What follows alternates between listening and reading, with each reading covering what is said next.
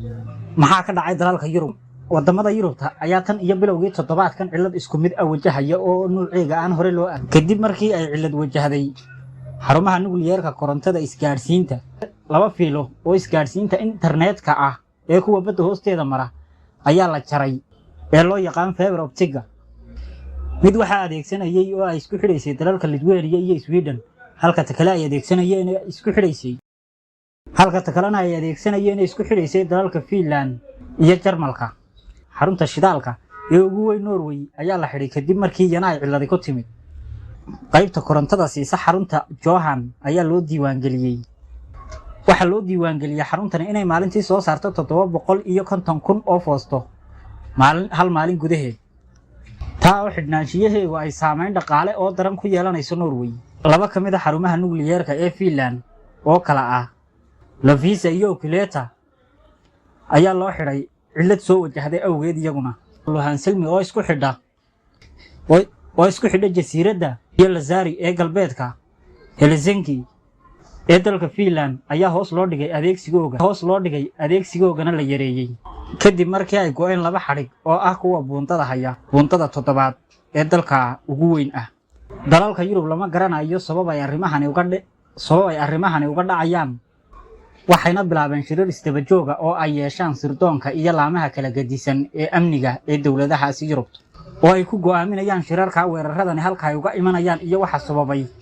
sababay ee dhaliyay xaaladan ay soo wajahayaan toddobaadadan u dambeysay ee ay ku dhex jiraan Yurub waxa isku sheegaysaa halis isaga oo ka hadlaaya magaalada Brussels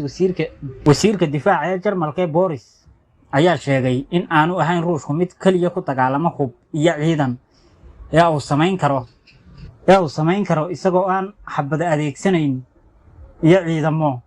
oo wadamadaasi soo galiyo in uu khatar gelin karo Yurub waxa uu sheegay tibaaxay ama tilmaamay in ay Yurub qaab dhiifoon u wajahdo arrimahan jira iyo xaaladahan soo noqnoqday toddobaadyadii u dambeeyay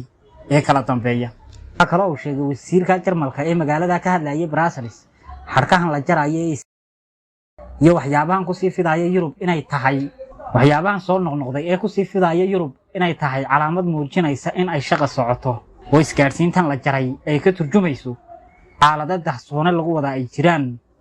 oo taasina cidii doontiibaha ku lug lahaatee tuhunka ugu weyn cida laga qaba ay tahay Ruushka Yurubna ay si ballaaran u wajahdo ugana hortay dhinaca kale madaxweynaha xilka ka sii degay ee Biden inta aanu xilka ka degin waxa uu xanibaada ka qaaday Ukraine waxana uu ogolaaday Ukraine inuu hubkii Mareykanka uu siiyay ee marka hore aanu u ogolayn inay gudaha Ruushka ku duqayso imika uu u fasaxay in ay garaaci karto bagcad kasta oo Ruushka ka mid ah dhinaca kale Ruushka gudihiisa Ruushku waxa uu sheegay inuu dib u cusboonaysiin ku sameeyay sharcigiisii isticmaalka nukliyeerka ee hore ugu dejisnaa Ukraine waxa ay sheegtay inay 6 gantaal oo nooca culus ah ku liishaantay xalay gudaha Ruushkuna waxa uu sheegay inuu soo riday hubkaana qabtay oo gacanta ku dhigay